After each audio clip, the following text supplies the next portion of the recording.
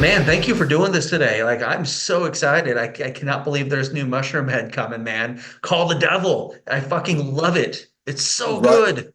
right on. Thank you, man. You sound just as excited as we are, man. We've been working on this one for a minute, and man, I can't tell you how hungry we are to actually get out there and perform new material, man. It's going to be awesome.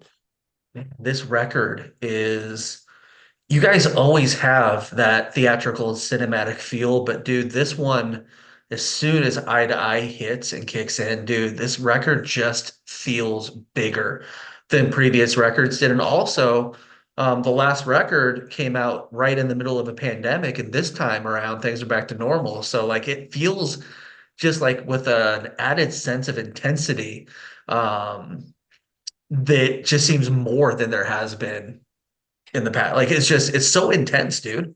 Yeah, and you definitely nailed it, man. A lot of post-COVID vibes went into this thing, and we were, really happy just to be able to get in close quarters with each other and listen to music and turn amps up and listen to sounds loud again, together. So there was like, a lot of energy that way. So I think that led into a lot of the, higher tempo, faster tempo, more aggressive tunes. And, every again, post COVID, so there was a lot of pent up aggression. People were, they had a lot to say, like in a very heavy way. So I'm glad you brought up Eye to Eye. It was definitely it was a conscious decision, and we all agreed that was the lead off track. It just kind of sets the tone of, yeah, man, we are hungry and we are here to, do it again. Yeah. It it kind of has like it reminds me a lot of Righteous and the Butterfly, and that every song could be a single and every song would fit really well being played live. I mean, just like whether it's Fall in Line or Hideous or Torn, like every song could be a single and every song would kill it live, man. Like it's just good from front to back. 30 years Thank you. in, is it getting harder to write records that are consistently this good, or is it easy now? I don't think it's definitely not easy, but it's really not difficult either. If you keep the approach of just letting it be art and kind of letting it lead the way, and tell you, uh, it's a little bit more open when you think of the possibility of what kind of song it could be. This album is very diverse. You've got Mhm. some straightforward songs that are, arranged a little bit more traditionally, for like say radio or just even a typical song structure. And then you've got other pieces that are, 8 minutes long that are more tailored to a opera type of Yeah. setting where it's like acts 1 through 4 make this Hmm. whole what we call a song on this one. So it's a very different approach from song to song. And Yeah. I'm glad we're not really locked into any box. Mushroomhead has always been very diverse and again very cinematic as well. So we want the listener to be taken on many journeys. And I feel like even if people tried to put you in a box, you would just bust the shit out of that box because you're not a band that can be just boxed in. And you hit it on the head, man. Like you got the songs with the piano and the opera style, and then you got like grand gesture, and I don't know, is it hallucination? Like that song, like there's so much diversity on this record, and no two songs back to back sound the same. It really is a journey from Eye to Eye down through prepackaged down to Doom Goose. Like it's a Yeah, journey. You really can't, as the listener, you cannot skip through any one song because they all play such an important role to the final product and overall product of the record. It really is like a listening experience this time around. Like it's just a strong record through and through. thank you. I'm glad you brought up Hell Hallucination. That's Stevie with those titles, man, and he's so creative and really knows how to twist a phrase. And that one, again, it's very dark art. There are no rules, so it's not really a traditional song structure. But man, it just kept growing and getting creepier, and we were like, let it just keep breathing. And yeah, that one came out really powerful and twisted. Yeah. The videos, very just fucking cool videos, man. Both very different, but just like the red lights in Fall in Line and just it's a very the music's always dark with Mushroomhead, but you guys really took it darker. Is that something you guys wanted to do when you set out to do this? Or like you said, Stevie, when he sat down, you're like, man, this is dark, but let's just let this roll. Like you guys really went dark on a lot of stuff here. Yeah, I think again a little bit of that post-COVID vibe. There's a little bit of that doom and gloom in all of us still that was needing to get out. Finally. So some of that was definitely captured while we were in the studio, and it's honest doom and gloom. It's not like manufactured. So you hear the honesty, like I said, in his voice, and again in the textures of all the voices. The record's really diverse in a lot of ways, and I'm glad that we didn't get stuck anywhere. Like I think a lot of it comes down to the day-to-day recordings. We didn't do it in a 4-month time from A to B to straight through. This was done in like sections, so we record for maybe a week here, maybe 2 weeks here, take another month off, a couple of weeks. So it was very much scattered on the ideas, but to keep us busy, we definitely, and keep ourselves entertained, we definitely changed it up from tempos and key structures, and kept it open to where the song's going to tell us what it needs to do ultimately. So some things came together really fast. You mentioned the videos. Fall in Line, that song was the last one we did, but it was probably written the quickest. It just had momentum and it kept going, and we liked the vibe of where it went. And it like I said, it went together really fast, and the label is the one who suggested it for the first single. And I think because it was still fresh with us, we had agreed, and we're real happy with the way it all came together, the sound and the visual. It all Mhm. goes together really well, we feel. It's one of my favorite Mushroomhead records. It's hard to pick a favorite, man. But Gravy, dude, Gravy's back. It's been 12, dude, it's been forever. What was it an easy process bringing him back in, or has this been in the works for a while? No, it was definitely easy, and I got to say, COVID and post-COVID had a lot to do with it. Just everyone kind of keeping in touch with each other, making sure we're all alive and breathing and stuff. Yeah. And once things kind of lighten up a little bit, I was like, hey, just come by the studio, man. We're starting to get some sounds together and just kick it and hang out. And first couple times you did come by, we just kind of did that. We just kicked it, hung out, listened to stuff, watched bullshit on YouTube, and eventually got Nice. into sonic things, listening to albums for sonic qualities, turning on guitar amps, and checking out microphones and different pickups and just different sounds. So it was like the third time we got together, we actually first started recording. And dude, it was just like riding a bike, man. He and I didn't discuss anything. Went in with a guitar, went in with some drums, press record, jammed fucking for the first time in 12 years. And for about a half hour, we went back maybe 40 minutes and went back, sat down, listened. And that was like the meat and potatoes. That was the bulk of Eye to Eye. We were like, man, there's something right there. We should continue. That groove is heavy. That is cool. Whatever you're doing with your kick drums right there, we should do that more live, and we got the vibe instantly. So we went right back and just started building. And it was, like I said, it was like ride a bike with that guy, man. We didn't talk about nothing, super organic, super spontaneous. And probably, again, why it kept that energy, because it was so honest that it made the Mhm. first track.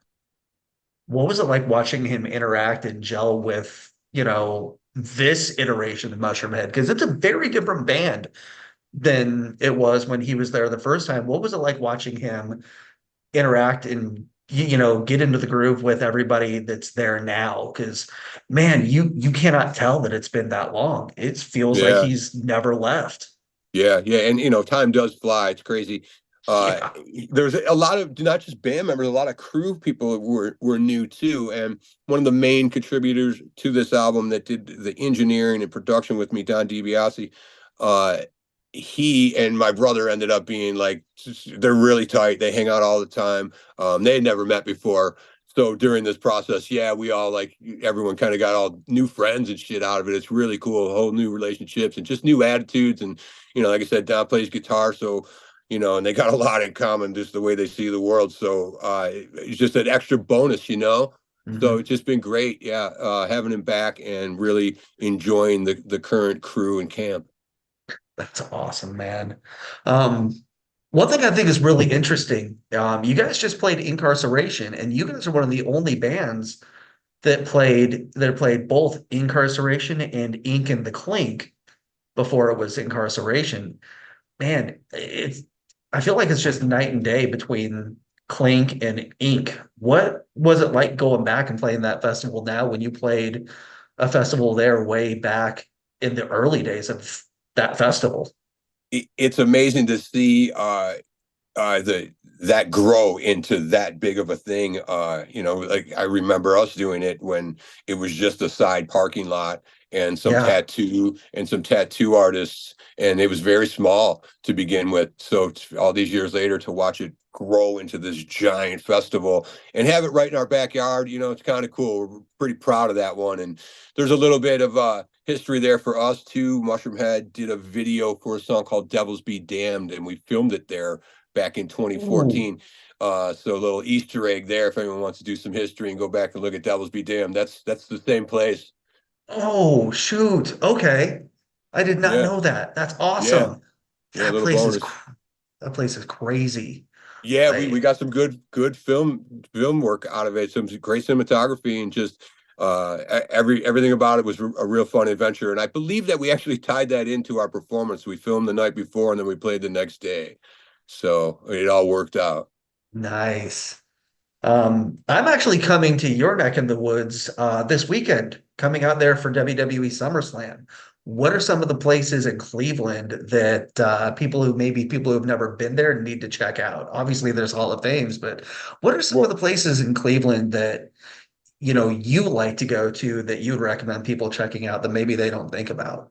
we'll definitely go see that SummerSlam. I know Donnie's going to be there for sure. Yeah. Oh, we, I'm we going. Yeah. we know quite a few folks that are going to be. There's a lot of wrestling fans in our camp. I will say, if you love music of all sorts, please check out the Cleveland Agora Theater. Yeah. We got our roots go back there. 30 years. We do our annual Halloween show there almost every year for 30 years there, and again, great people, great establishment. It's just got roots, man. So many great people grace that stage and perform there. So yeah, I highly recommend checking out the Agora Theater. Awesome. Man, August 9th, we're just days away from Call the Devil coming out, man. When you sit down and you look at what this record is when it's all said and done, man, what does it mean to you? Um, the man that started it all back in the day. What does this say about the band for you and where the band is at right now? What does it mean to you? Well, I mean, it makes me, super proud and super grateful for every moment that I've had over the 30 years to get me to this point. But it definitely says to me when I hear it, I listen to it back now. I can hear the hunger in it, man. We are ready to get out there and perform like never before. And maybe again, COVID had something to do with that, and how Yeah. grateful we are to actually get on a stage and perform. You take that type of thing away from someone for a little while and give it back to them. And, if they have the right attitude, man, they're going to want to make it everything it could, possibly be. So, like I said, we've got more enthusiasm and I think we're hungrier than ever. Yeah, it's a lot of bands are in that mode right now. And I've been talking to a lot of newer bands about this where it seems like the heavy metal world and rock and roll world right now is healthier than it's been in a very long time. So many new bands emerging that are just blowing up, and so many veteran bands getting a career resurgence right now. And just so much good music. Festivals are selling well, concerts are selling well. What is it like for you guys being one of the veteran bands that are still around doing it at such a high level, seeing this resurgence in popularity of heavy metal and rock and roll? For the love of God, Gojira just played the Olympics. Like, Yeah, what is it like for incredible, you right? guys to see this going on? Again, incredible, right? With Gojira at the Olympics. I mean, how accessible and acceptable heavy metal has become worldwide is incredible to me when I think of how it was back when we first started. Shock rock and fucking Jerry Springer, how things were looked at. It's a totally different world now. So it's super exciting for me to see how things, whether it's oversaturated or not. the fact is there's a lot of bands breaking out and being influenced, whether it's costumes and masks or just all the way to Broadway and theater and stuff like that. It's so good to see this resurgence of theater and entertainment. People want to see it, and then obviously specifically kind of this whole thing that's happening now, where the resurgence of like new metal bands, that were claimed new metal. A lot of that's starting to happen again. And to me, new metal is just an era. It really doesn't define a sound, unless you Yeah. want to say it's when bands started putting DJs in all the time. I mean, Yeah. other than that, I mean, you really it's not like an East Coast West Coast sound. So new metal was weird to us because we had been around a few years, and then when we were called new metal, we were like, all right, whatever, call us whatever you want. But that label didn't really stick. It just kind of defines Yeah. those era, Yeah. from a time period. Um, so yeah, man, I just again, I'm really proud of this new effort. Call the Devil comes out in like 9 days, and can't wait to get out there and perform it live. It's, dude, I can't wait to see this stuff live. You're going out with Upon a Burning Body in the fall, man, in October. I mean, holy shit, what a lineup. Like, That should that be just that looks fun. Yeah, that should be a really, we said the same thing, fun, high energy show. Just people that want to have a good time, especially like, the people in the pit, man. We got a very good community, man. They look out for their brothers and sisters. You fall down, you get picked up, to look out for one another, and have the best time, man. And we keep saying that this lineup is going to be fun. It's going to be a good year, man. I mean, the rest of 2024 fall tour coming up for you guys. Just hitting the road coming up this fall. That's what the rest of the year looks like for you guys. Just tour, tour, tour. Yeah, as much as we can, we're going to try to pick up some more, one-off dates or festivals here and there. Fingers crossed, we'll get a little further down south this year. We'll see. Awesome, man. Dude, thank you so much for talking to me today. And dude, thank you for such a good album. You guys, I don't know how you guys keep doing it, but you guys, every time, just fucking good music, man. Thank you for Right on. continuing to do what you do. Thank you, man. I really appreciate your time today, and your kind words on the album. It really means a lot, especially after it's album number 9. A Yeah. lot of bands, not saying they phone it in, but a lot of times when they get this far in their career, the albums start to sound the same. The song structure starts to, like, things just, there's one or two that stand out, and we try to keep ourselves entertained. And as long as we are, I think we're okay with it. Once we're okay with it, then it's like, okay, let's share it with the world. So again, it's been an honor and a pleasure for your time today, man. So thank you. Absolutely, man. Stay safe on the road. Enjoy your time off, and we'll see you this fall.